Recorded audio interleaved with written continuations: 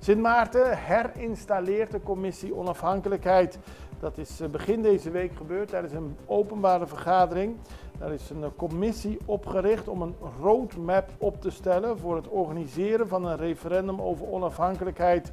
Dat besluit werd genomen tijdens een vergadering van de Commissie voor Constitutionele en Decolonisatiezaken.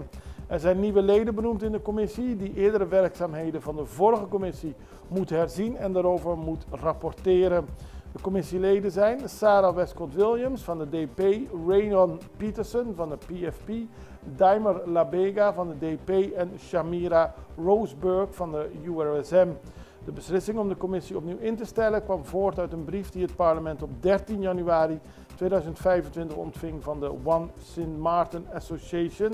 In de brief verzocht de organisatie het parlement om een raadgevend referendum over onafhankelijk te organiseren. Het referendum moet de bevolking van Sint Maarten slechts één vraag stellen: onafhankelijkheid ja of